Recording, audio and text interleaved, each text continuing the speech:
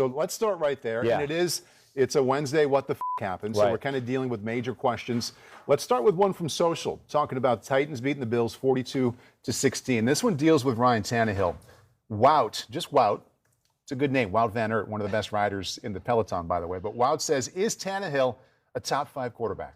He's not a top 5 quarterback, but he is definitely a top 10 quarterback. Knocking on the door. He is. I mean, he was knocking on the door in my quarterback rankings last year. What did I end up having him at, Pete? 11 ultimately? I think I had him 11. Yes. And there's Pete. He's on our air now. There we go. Pete's there for the first time. He's a gamer. He showed up when we needed him.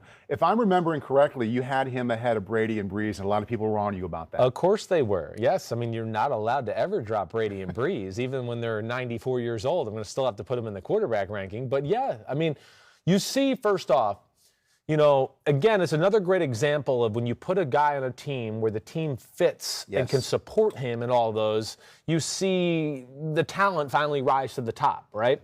The example I use is another guy that came from Miami. Oh, Minkah Fitzpatrick. He's a bust down in Miami, gets to Pittsburgh. All of a sudden we go, Defensive Player of the Year, right? So scheme, support around you, other than like a few freaks of nature like, Mahomes and Rodgers, are really, really important to show what a player has, all right? And I think, yes, the way they play on the offensive side of the ball, he's being protected, he's got a few weapons, and he just doesn't miss, He clearly did miss. And I'll add one more thing to the fit. For those who were really paying attention, if you weren't a diehard Dolphins fan who was upset with that they weren't making the playoffs, Set it if you straight. were really watching, he was pretty good. Wasn't his fault they weren't making it. Wasn't Pro Bowl, but he was good more often than he was bad. Definitely. So he was kind of ready to get recognized for the next step with a better team and a better fit anyway. That's exactly right. It's why before the season started last year, I said Ryan Tannehill will be the starter and take over the job for Mariota. Yeah. He will, because it was lost in the shuffle. Again, it became we're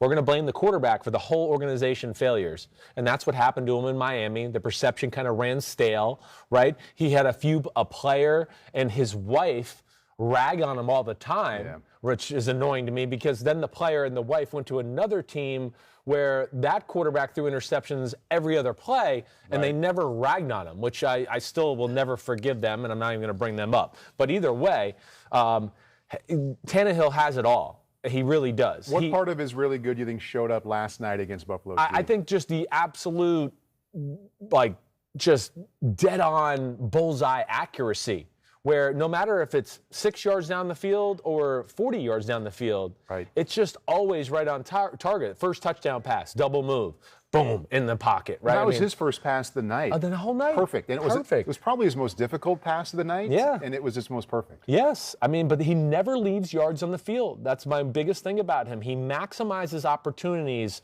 to the maximum almost every week, and that's where he's really impressive. And then, last night with that game, the stats and numbers aren't going to look like they're amazing, but as you break down the game and everything like that, first off, they were very fortunate, right, to get the short field a few times. Right. So that set themselves up for some scoring and all that.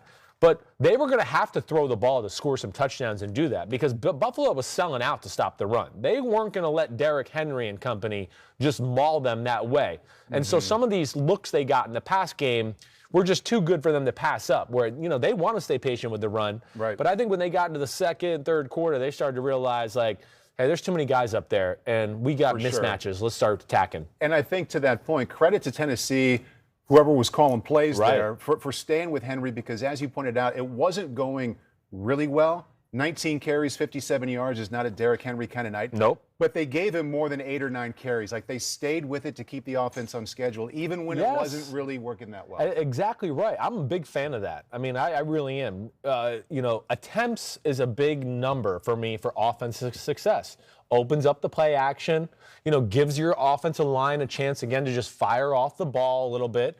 He is your best player, so you still want to give him the touches. We've seen him go 18 carries for 30 yards, and all of a sudden he breaks 2 70-yarders, and you go, oh, he had an unbelievable day. So, and the biggest thing is, Mike Vrabel, it's the attitude of the football team is based around that. So they're not going to give up on that, and that's where I give them credit. Yeah, 19 for 57, that's a shitty day. Yeah. Shitty. But it's the benefits of what it had for everybody else. Like you're saying. They didn't get away from it. They didn't get away from it, no. And at the other thing it does, keeps Josh Allen and all those talented guys off the field too. Right. How much do you think it matters for Tannehill to take that next step in between, okay, and now he's somewhere between good Yeah. and awesome. He's kind of in that category. That the defense is terrific, Right. and that the offense begins with a runner. Yeah, I mean, I think he's not looked at as having to ever really save the day or have to like be the guy on a given game where you're just like, well, we're in one of those like, hey, Tannehill, you got to throw for 350 and 3 touchdowns or we can't win. It's never really like that. Right. They kind of always go the way you're talking about. Want to run the ball. They got some exotic things they do on defense, and then, if their opportunities present themselves, they take their shots, and they're aggressive. They're a big play football team. They really are. I mean, think about last night. It wasn't a lot of like necessarily consistency. They're leading football in turnover margin and explosive plays. Mm-hmm. Those are two of the biggest stats that, determine games.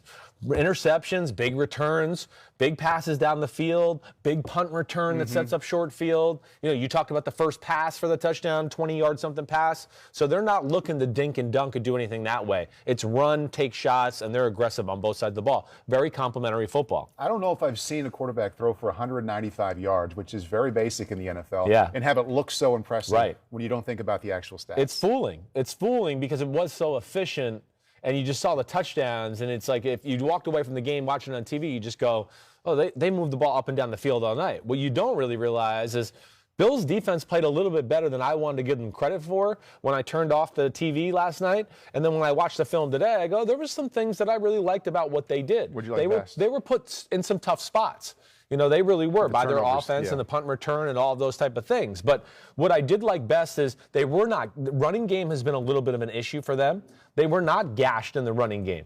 Now, did it compromise them in the pass game? Definitely. And am I still worried about that with Buffalo? Yes. I mean, Buffalo is kind of corner, dysfunction. They don't, Tre'Davious White. Especially without White. Right, and he's not there. Everybody, it's a pretty average group to where I worry about them. So we always talk about when a team does something elite, it forces other teams' hand to do something, and it forced Buffalo to have to put Josh Norman and Teron Johnson and those guys on islands Right. against A.J. Brown, and they're just not going to win that matchup. How And much that was tough. did it matter to have A.J. Brown in that lineup? It was huge because, especially with no Corey Davis and Adam Humphries who are on the COVID list, there could have been troubles if they don't have A.G. Brown last night. That might have been, swings the pendulum. Because now there's like, wait, who is the guy that's going to get open for Tennessee? Khalif Raymond is very good, a speed guy. I don't think he's even totally 100% healthy. So they needed that one go-to guy in the pass game. And as you saw, a lot of those play-action passes, he came looking for number 11, A.J. Brown, and more times than not, he delivered or got a pass interference call on him because they couldn't cover him. And, I think they approached the game the right way on the offensive side of the ball. When I was watching Tannehill, and I watched it again this morning, the two things that really stand out to me are how balanced he is in the pocket. He's never in a position where he looks like, he couldn't make a throw right now if the defensive line forced him to. Right. And how just his motion is so compact that I used to wonder, could he really drive it if he had to, because it's just a little flip? Right. But the quiet lower body and the no wasted motion up top really leads to that accuracy. It does. And I can't really remember a poor decision. I'm sure there were a couple bouts of inaccuracy, but he was consistently on balance, making good decisions and putting the ball where he had to. And it allows them on like a 3rd and long, they can throw it 4 yards and give the guy a chance to run because he gets hit right here. Right, like the Khalif Raymond 3rd and 19 you're talking about, yeah. right? They go in the little slot inside slant, and he beats the guy off the line of scrimmage. And, Tannehill throws the ball at the perfect time, the perfect spot, to where Khalif Raymond doesn't break stride, and he gets another 16 yards after the catch to get the first down. And you're right, that's accuracy and things that get lost in context of plays sometimes.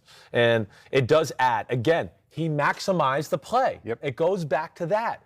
That play, we could see that, and I could go to other quarterbacks in football last week and might have had the same throw it behind or whatever else, and it doesn't let the quarterback run. Hey, Monday night, last play of the game, Justin Herbert, overtime, throws a slant to Mike Williams. He throws it in front, exactly right. They're going to get the first down. He throws it behind, gets tackled short of the first down. That's what, his last two throws. His last two throws were his worst two throws of the night, and we'll get into that in a minute. We will get to that. But that is maximizing throws, and it's more about, it's not always about the deep balls. It's the short ones, too, and letting your guys run.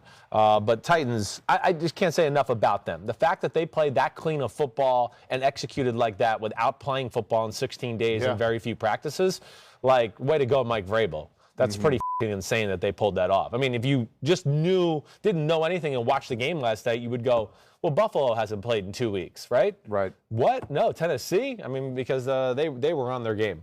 So that leads us pretty well into the other side with Josh Allen going up against the Titans defense. And I always want to maintain the perspective that one game doesn't take you to a level above or a level below. Right. Josh Allen is still having an awesome season, but he was much lesser than last night. I saw this morning on PFT that you gave him a C+ grade. Right. I had him more in the B range. Yeah, okay. I gave him a C+ because I thought there was, I probably could have gone B- too, or B in that range. You're right, after watching that film back too, the game's not as bad as you think, other than that second interception. I mean, the first interception's not his fault. Yeah, you'd like the ball perfect in front of the numbers. Yeah, I mean, it was inaccuracy there. And we talked so much about Tannehill's accuracy. Right.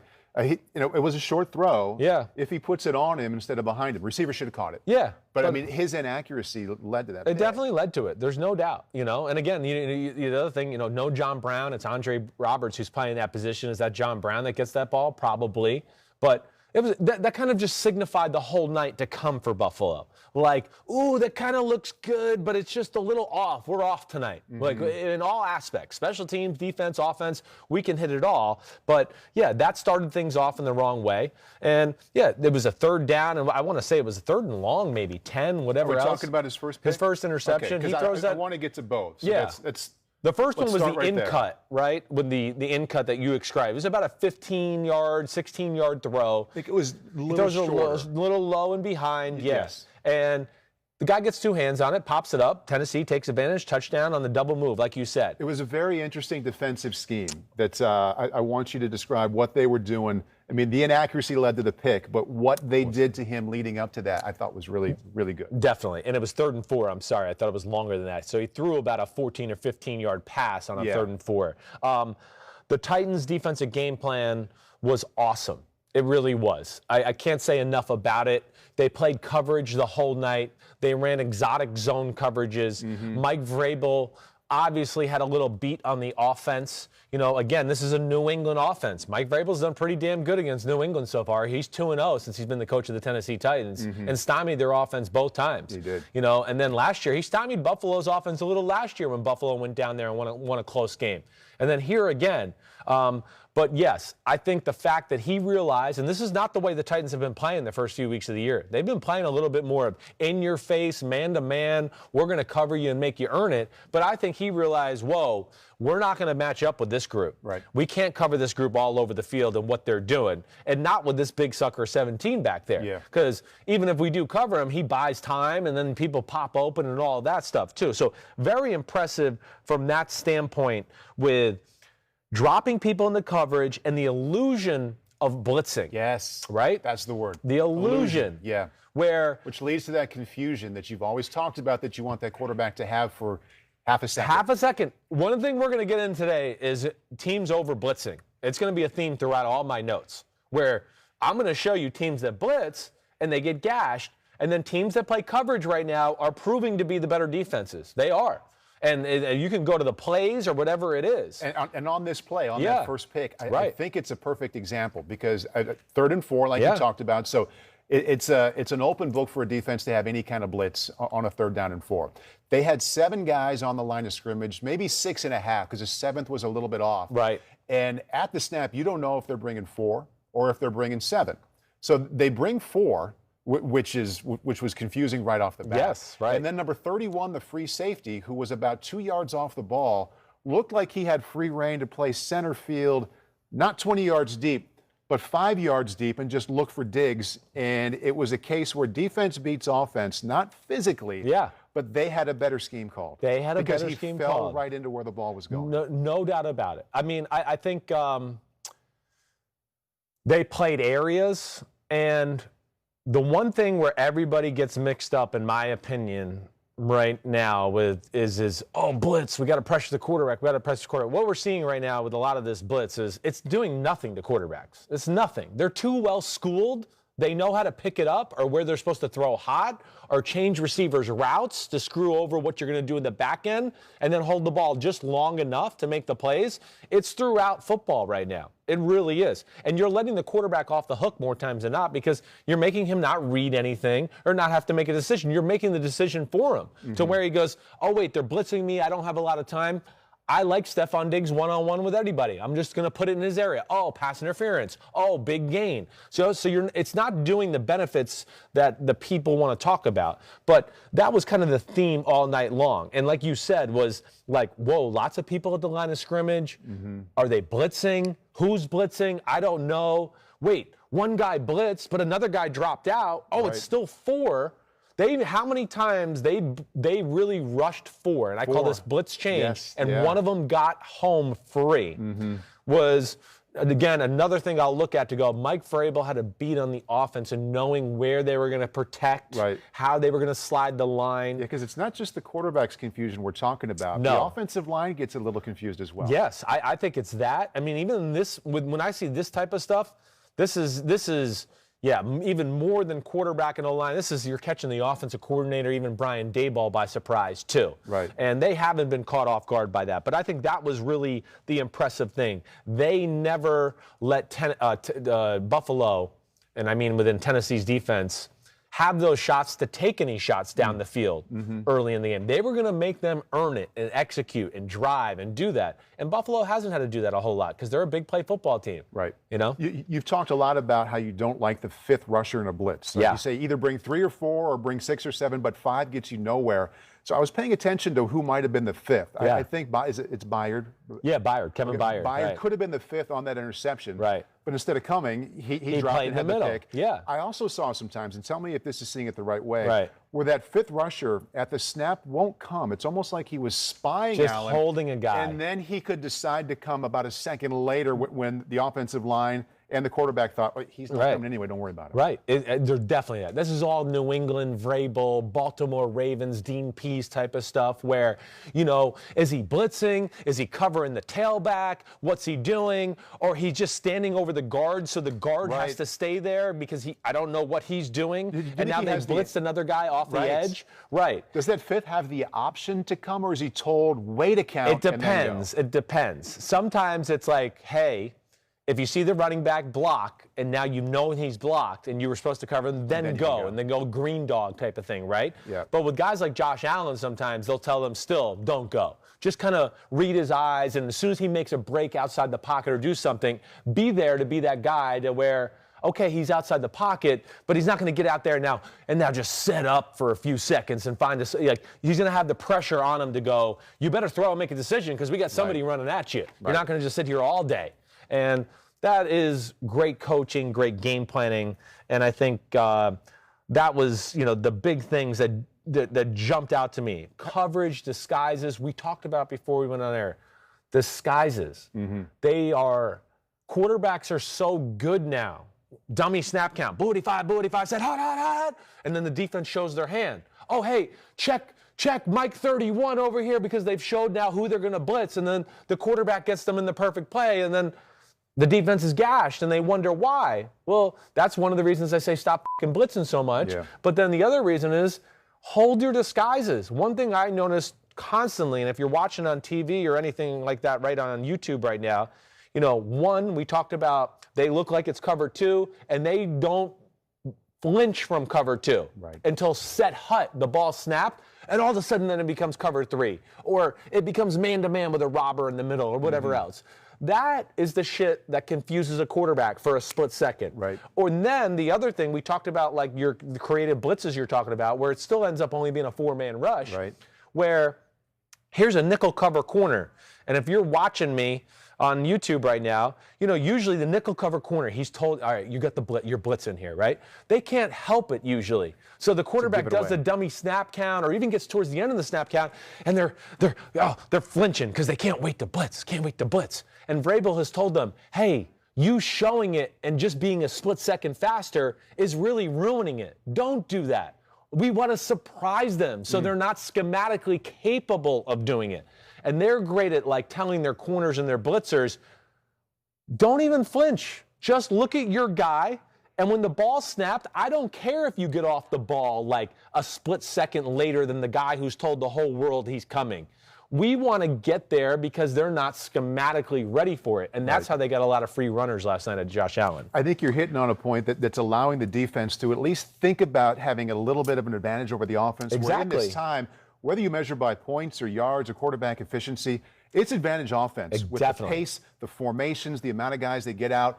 But with the deception in the front seven and in the back four, and with guys being well coached on not to give away what they're doing until the ball is snapped, defense can kind of take a little bit of that back.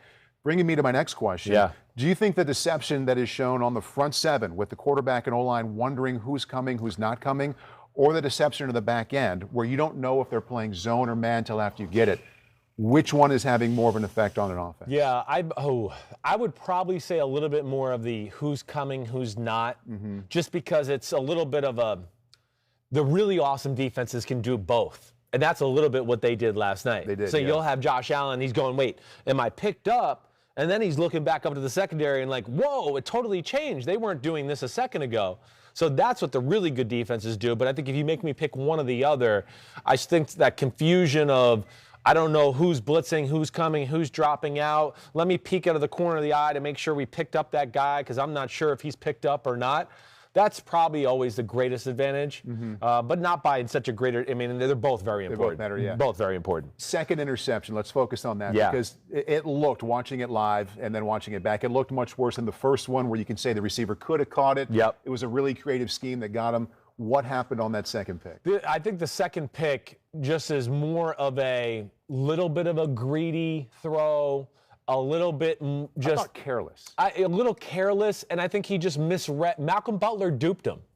I think he thought so. On the play itself, I can't remember who the receiver is he's throwing to on the left sideline, but he's got a hole shot, right? It's cover two. He's going to throw it in that hole between the corner and the safety. Yep.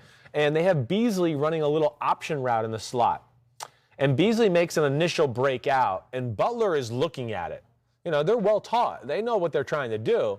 He looked at it, and he kind of makes a hop flinch, like he might go for it and try to steal the slot out route or that slot option route.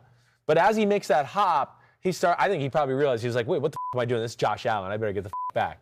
And I think Josh thought it was going to be wide open, seeing the body language of Butler. Yeah. He didn't even throw a rifle like we usually did, because that to me is what told me, oh, he saw the guy and he missaw him or didn't read the body language the right way, because he threw almost a safe ball. You know, we're used to seeing howitzers. Shoo! Yeah.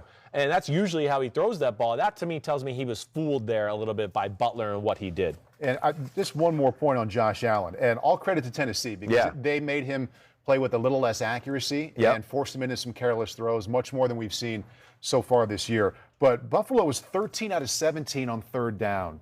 And these weren't screens, these weren't draws or wide open guys. He was shuffling to his right, shuffling to his left, making really difficult throws. So I know they didn't score the way they wanted. I know they lost. He threw a couple picks. He had some awesome plays throughout. Insane. There's nobody in football that can do some of the things he did last night other than 15 and 12. And I'm not sure if they can even do some of the things he did last night. He's insane.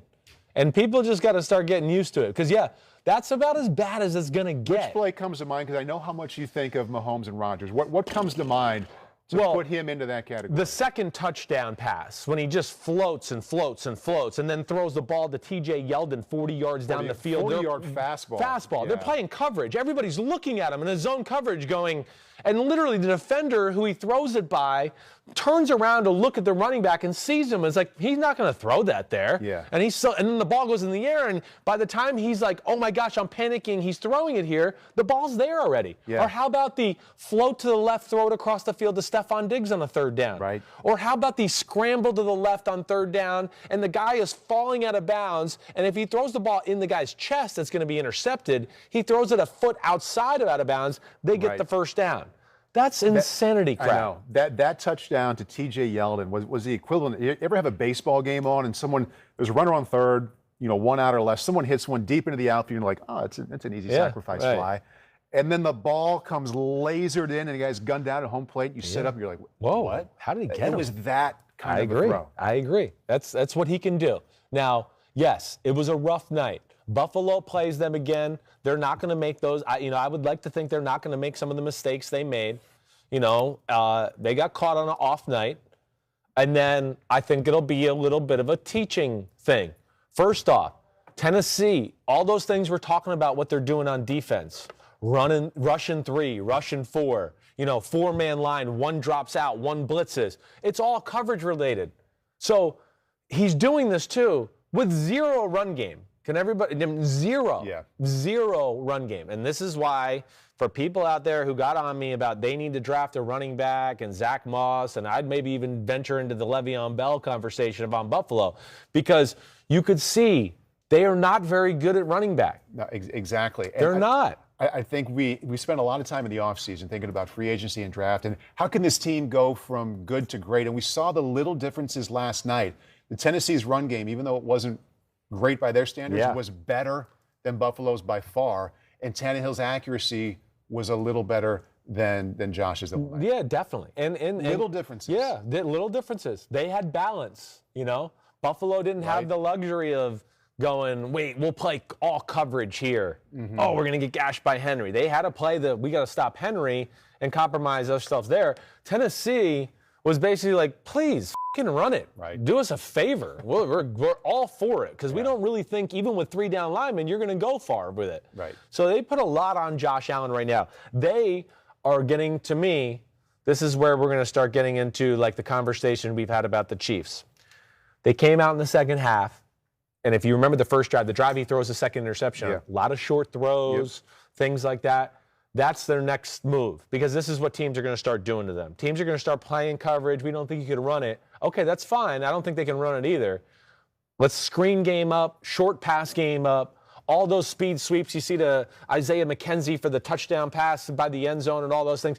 Do them.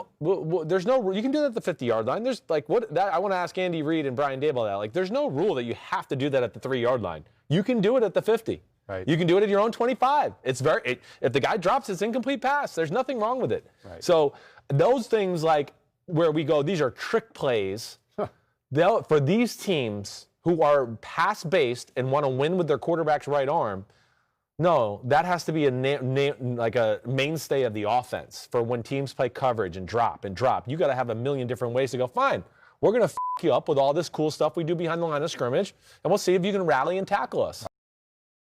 Hi, I'm Mike Tirico, and thanks for watching. Make sure to hit subscribe for the latest news and highlights from NBC Sports.